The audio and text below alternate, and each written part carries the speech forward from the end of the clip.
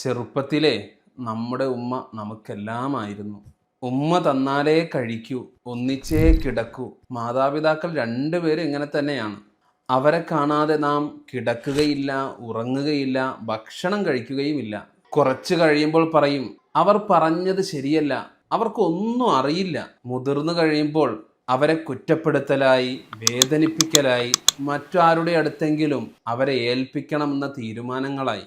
ഓർത്തു നോക്കൂ, കുഞ്ഞുനാളെന്ന പോലെ നാം അവരോട് ഇടപഴകിയെങ്കിൽ എത്ര അനുഗ്രഹമായിരുന്നു, എത്ര സന്തോഷമായിരുന്നു. നാം നമ്മുടെ മാതാപിതാക്കൾക്ക് എന്താണ് കൊടുക്കുന്നത്, അതാണ് നമ്മുടെ മക്കൾ നമുക്ക് നൽകുന്നത്. മാനവരാശിയുടെ 3 ശ്രേഷ്ഠതകളും മാതാവിനുള്ളതാണ്. അത് കഴിഞ്ഞ് 4ാമത് പിതാവിനുള്ളൂ. അവരുടെ മഹാത്മ്യം മനസ്സിലാക്കുന്നവർ ഉള്ളിടത്തോളം കാലം ഈ ലോകത്തിൽ ഒരു ആപത്തും വരികയില്ല. ഐശ്വര്യമുണ്ടാകും, സമാധാനമുണ്ടാകും.